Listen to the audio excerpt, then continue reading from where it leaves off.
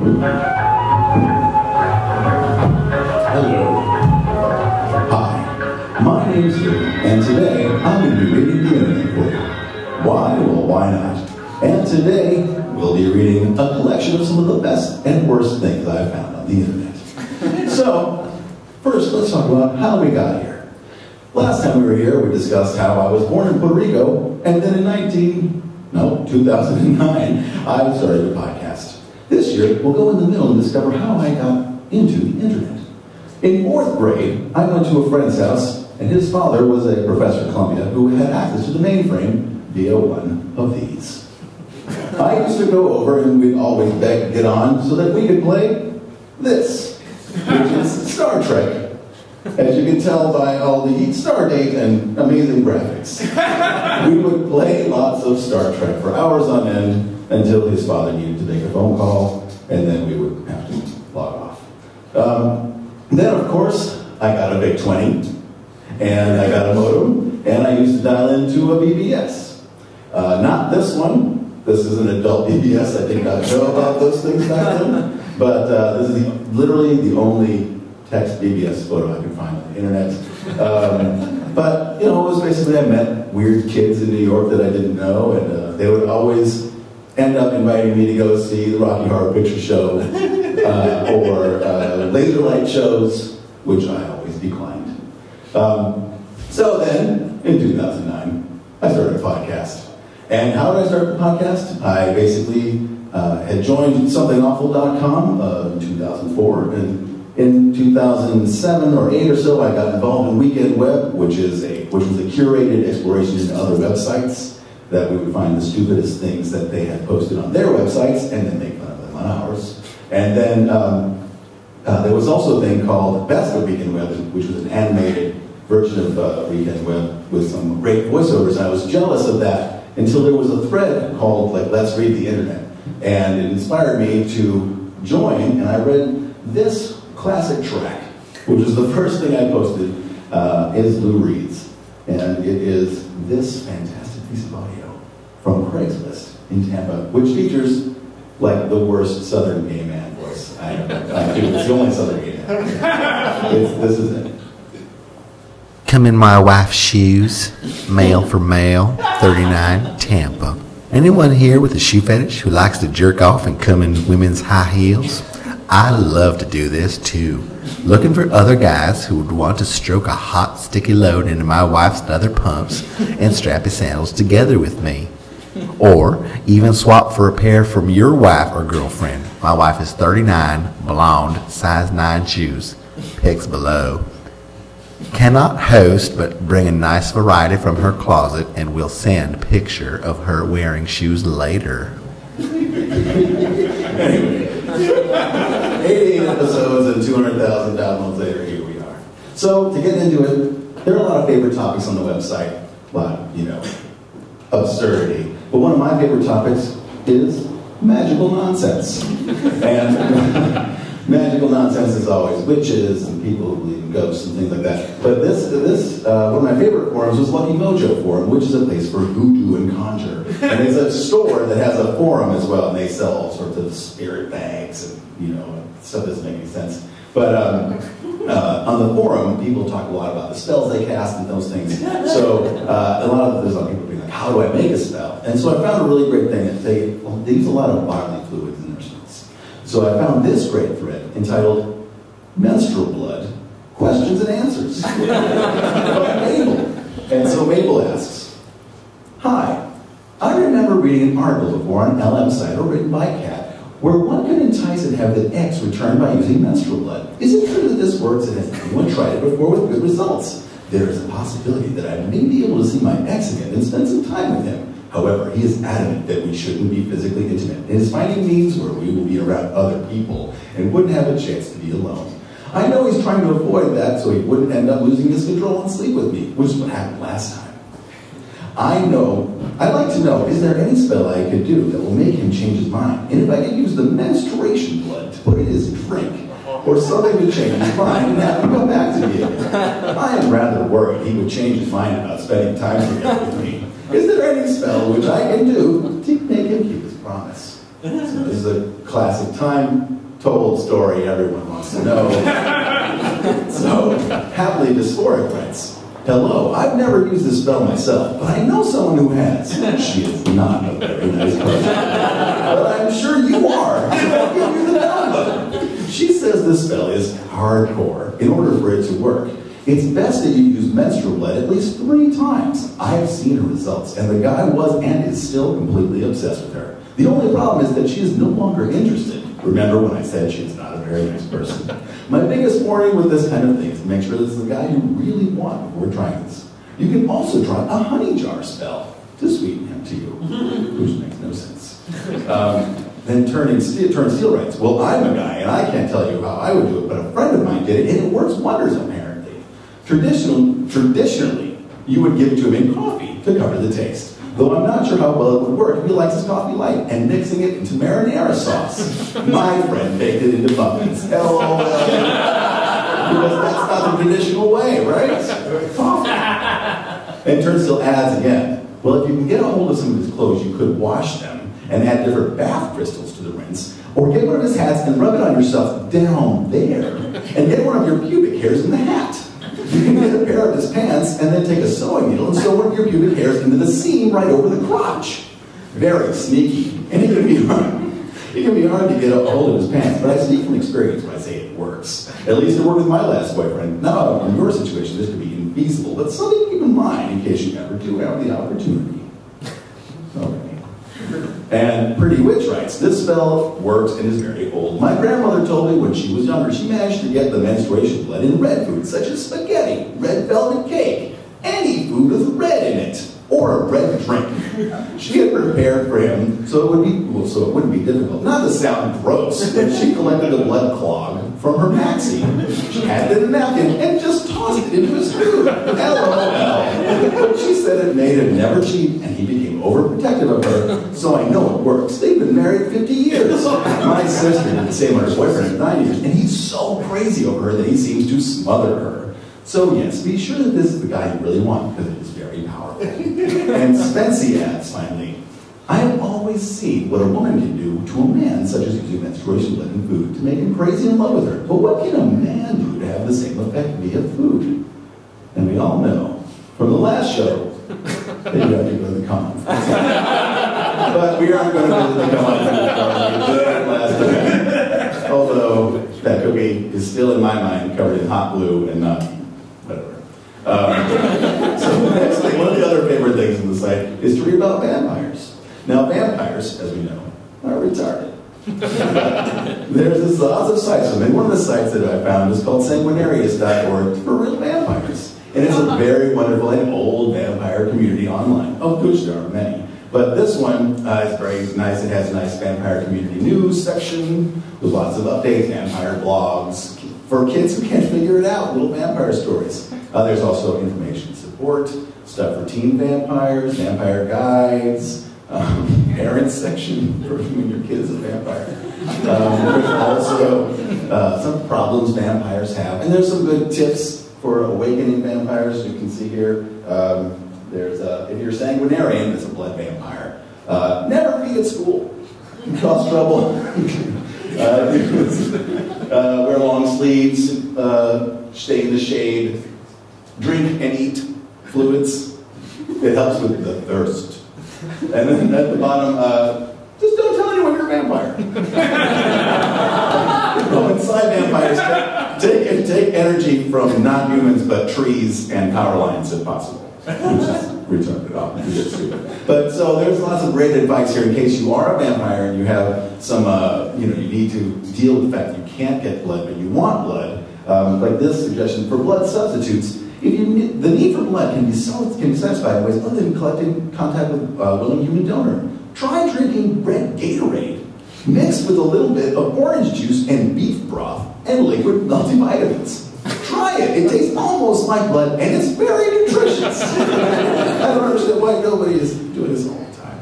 And then a cruel fate writes, a cursed fate writes, I have found a trick that actually really helps the craving for blood, but not altogether. At least it takes some of the pain out of it. High pulp orange juice. It's thick, filling, easy to get, and everyone's happy because you're drinking something normal and healthy. I figure it could probably help a lot of teens like me who live with their parents. So nothing like being a vampire and having to live with your parents. And then finally, this guy came up with a really great idea for helping his blood cravings, which is Hershey's chocolate syrup. Helps with the cravings for blood subway. Can keep a can in the fridge and drink when you feel the need. It should help some, even though there really is no good substitute for blood.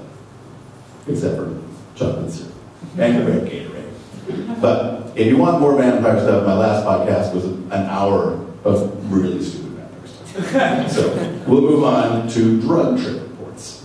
Now everyone loves drug trip reports. And, because everyone loves doing drugs.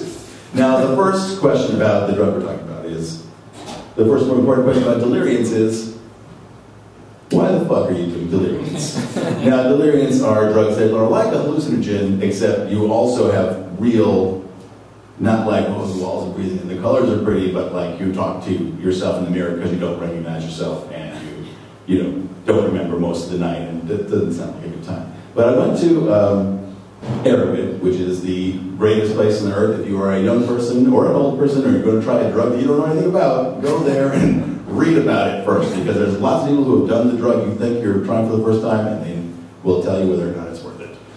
So first we're going to read about, or the only thing we're going to read on the drug trips is Datura. Now Datura has some common names. It's Jimson weed, devil's apple, thorn apple, stinkweed. Of course everyone wants to do stinkweed. Devil weed. And then I thought this one was interesting because I just went to a restaurant that's called this. Totally not cheap. But it's a deliriant, and it's basically the seeds or the actual parts of the flower, Datura, and you just eat the seeds or you boil the flour. You have like a absurd hallucination trip. So the trip report we'll be reading tonight is called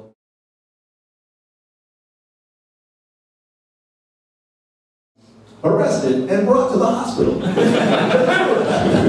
225 seeds.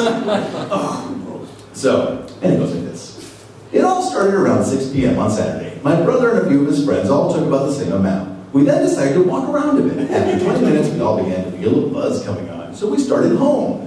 After another 10 minutes, we really started tripping. My one friend was standing in some old lady's yard and watching her TV.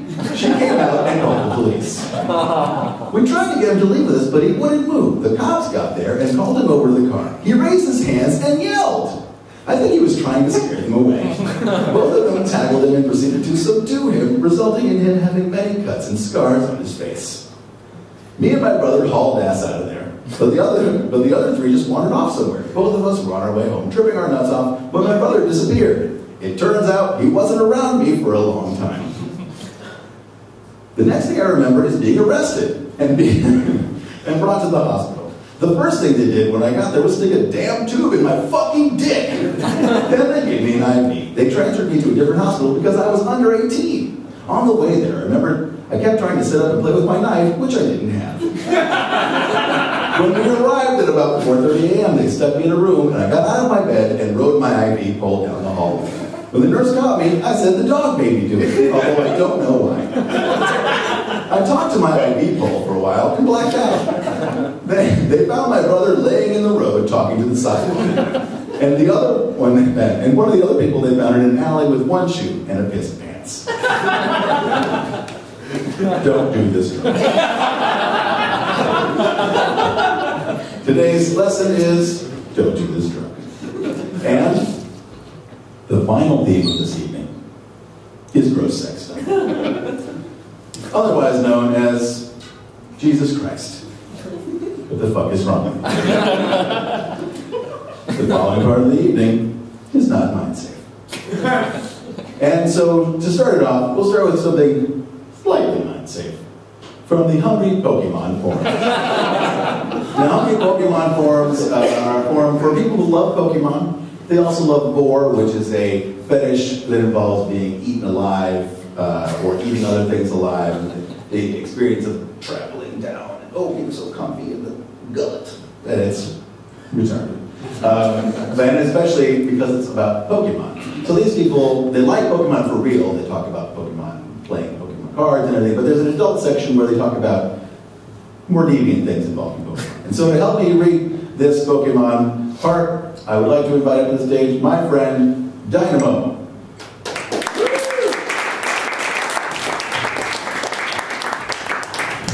Welcome, Dyna. Hello. Thanks for having me. I think you asked me because my name sounds like a Pokemon. Dyna Moe. Dyna Moe. Dyna Moe is a longtime friend. Originally met her as an improv coach, but she's an excellent improviser, and she's also an artist who did books like the Mad Men Coffee Table book and Mad Men Yourself apps, and as well as Hipster Animals Tumblr, which you have news about that. Yeah, it's been, Adult Swim bought it to make it into a cartoon show. Right. So I hope there's going to be some Hipster Animals Vore erotica in one of your future. Oh, yeah, that would be awesome. I'm sure there'll probably be erotic fan fiction first. Well, I mean, a lot of it's a blog called Hipster Animals, you can Google it, and it's not porny at all, but a lot of the people who are liking it on Tumblr are clearly getting something out of it that I didn't put into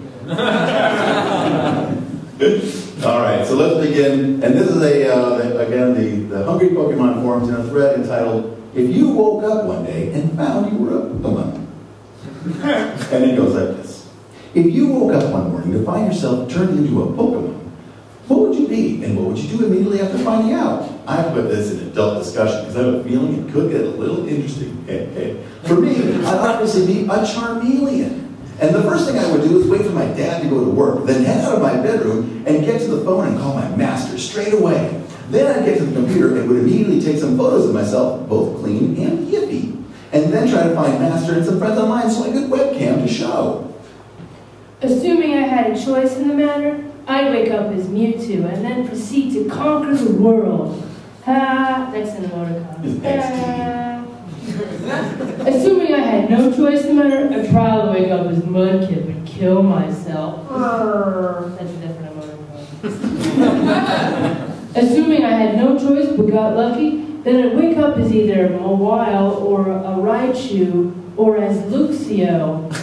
I would then proceed to the nearest exit and escape in the wild, wherein I would cause mass chaos and confusion among other normal animal species. Then I'd probably hump everything that moves.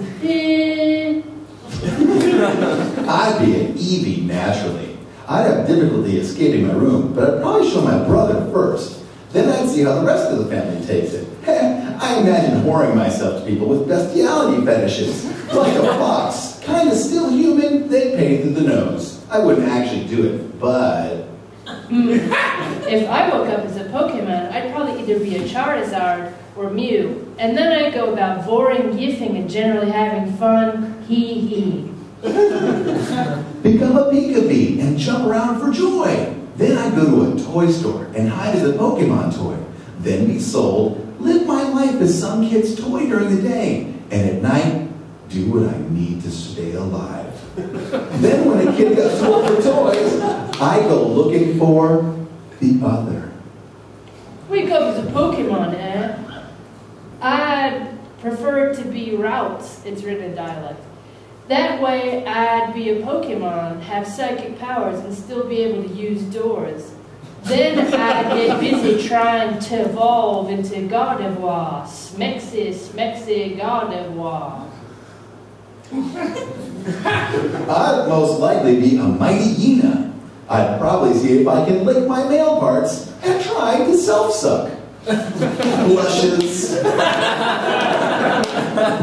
Well, for starters, I think it would be incredibly entertaining to wake up as a Pokemon, Anther or otherwise, on any given morning, preferentially an Arcanine or Jolteon, since we're playing faves. Chuckles. That's how you know he's really fat. As for what to do, get a feel for my new shape and then hit the town for a little while. The news reports would be priceless, I'm sure. I could throw the whole legal system into a snarl by merely existing. In all honesty, I'd probably try to just find some way to turn back into myself. Somber note. That's somber note.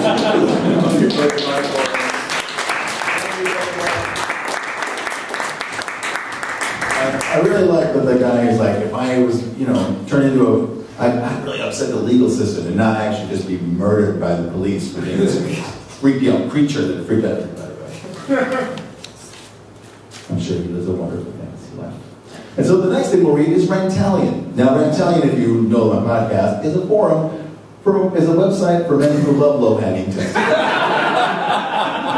And not just like, these people actually work at it. So it's not just like, I naturally got little balls. And unfortunately, this site actually closed to the public, but thankfully, archive.org has copies of it, so I was able to go out and find the post later and keep it so I could copy this text, because I found this story very funny. But yeah, you'll be happy to know that the guy who runs the site started a new site called Apple Sacks. So to go on to this part, we'll be reading a thread entitled from the board index I Got Big Balls subforum, Keeping from Falling in the Toilet. And I would like to invite up Nate Starkey.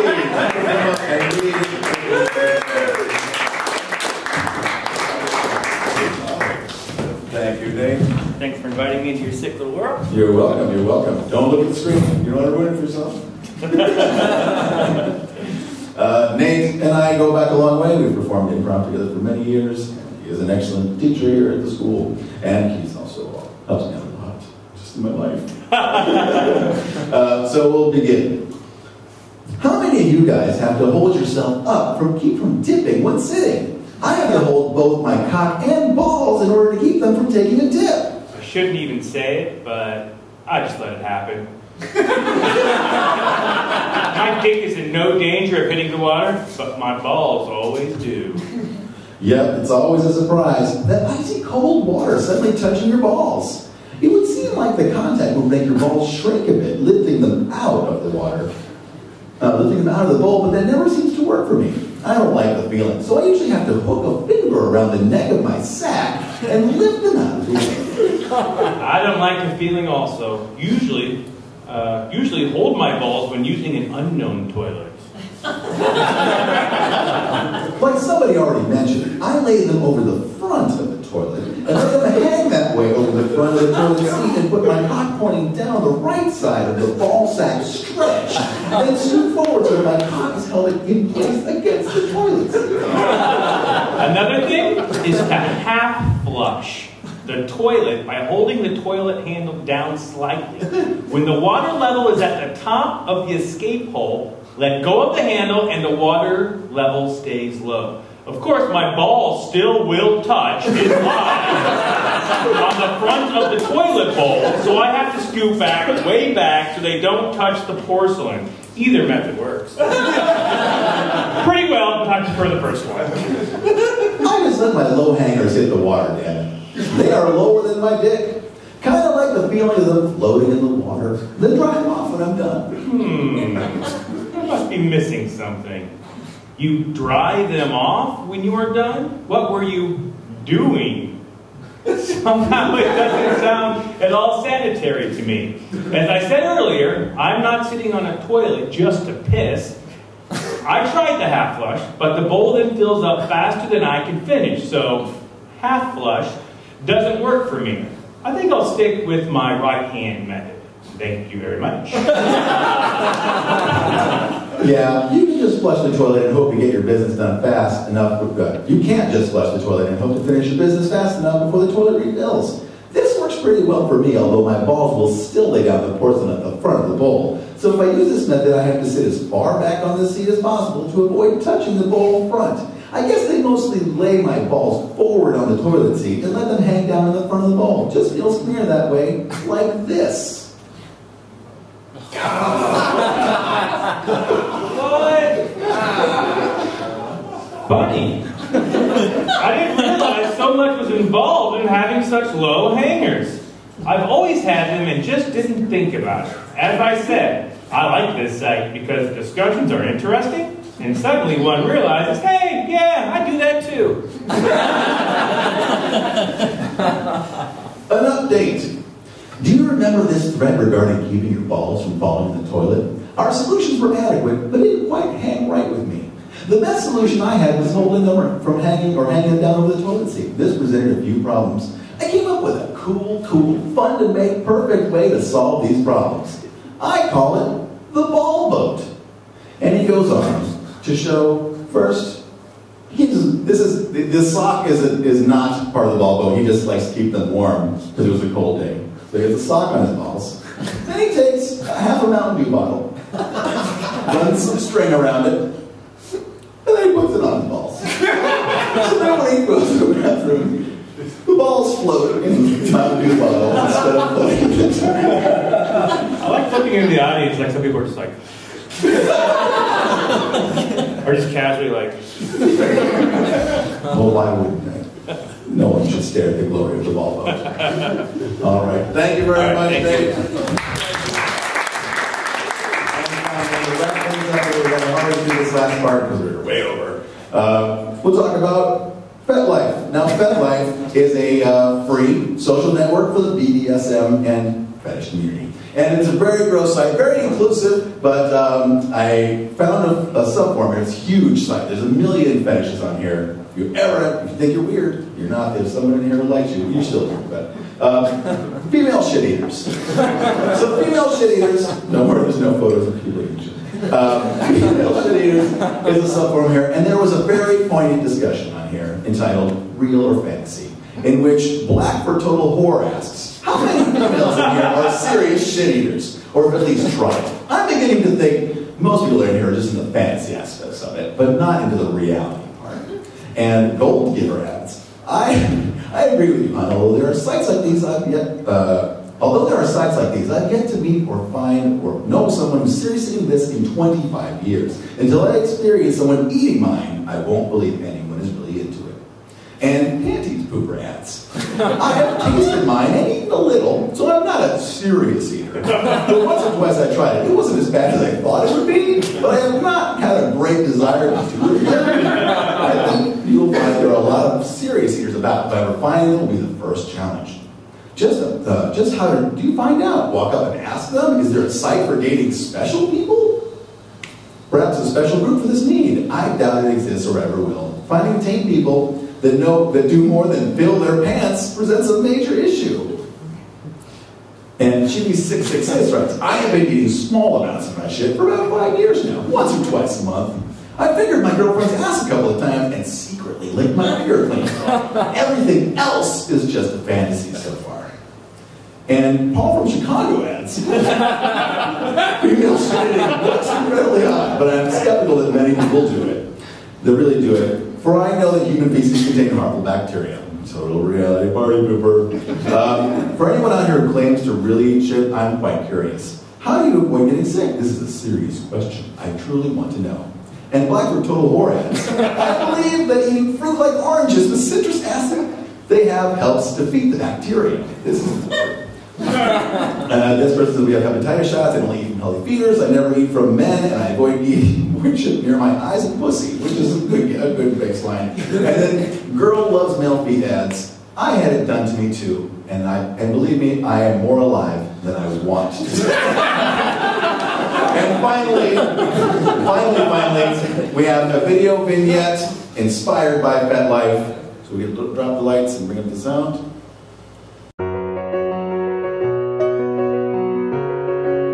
Alright guys, well, I guess the reason that I wanted to call this meeting, for all of us to get together and have a little bit of FaceTime is because I feel like, I've been monitoring the boards and stuff, the chat boards, and I just feel like nobody's really talking about eating feces anymore. No, that's really?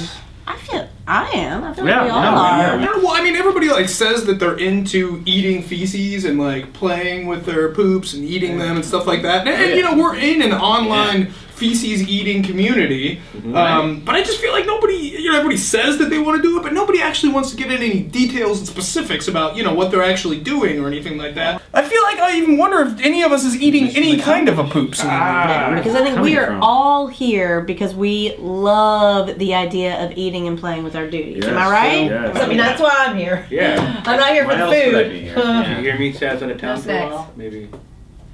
Yeah, but you're saying the idea of eating and playing with your duties.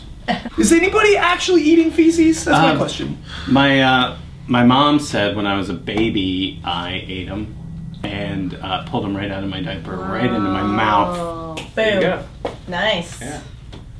Well, All right, when you were a kid, but what? I mean, anything in the last like 20 years or anything like that? No. I do remember really being into it, and it was pretty erotic.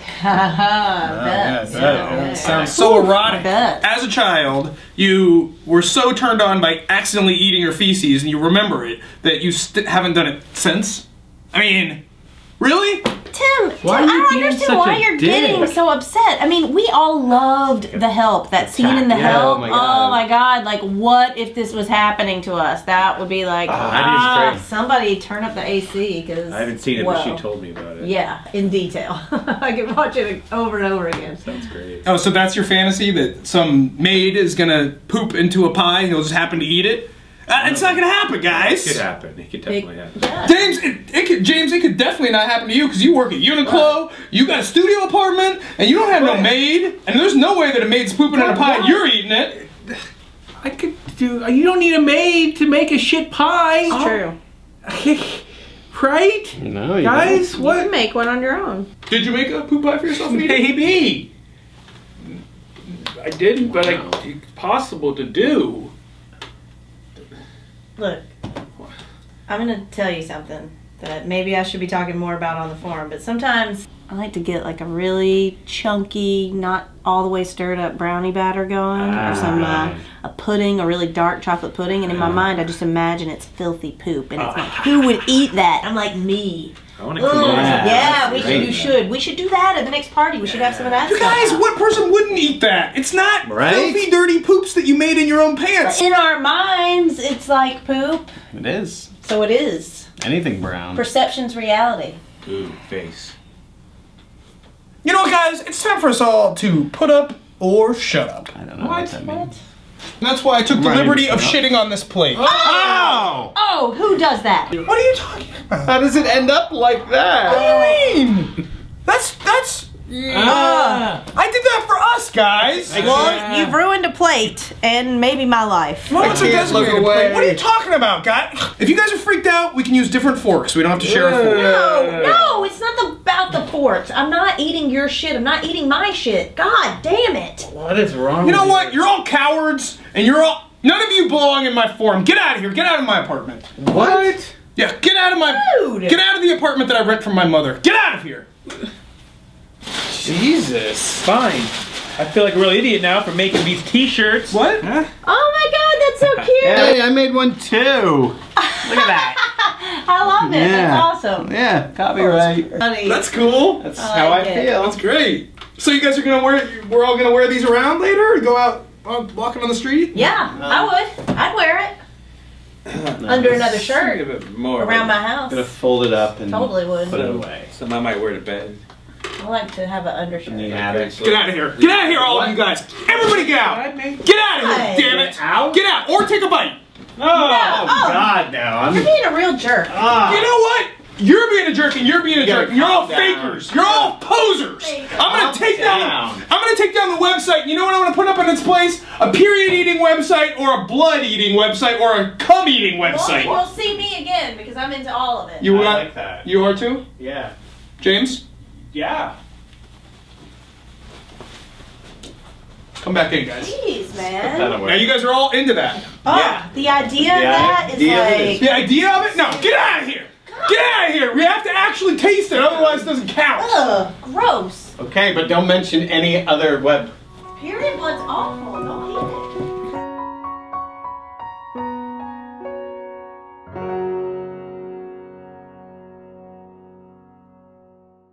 So, recognize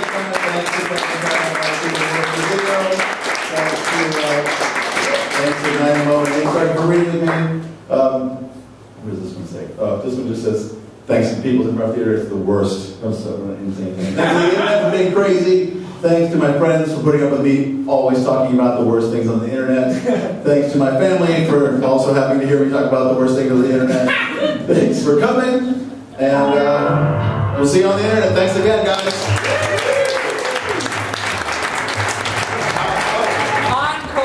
Wait a minute. So there's free posters that I made there. They're in the front if you want a poster that looks like that, or magnets. And I'll be upstairs after I clean all this nonsense up. So we'll see you guys upstairs. Thanks again for coming.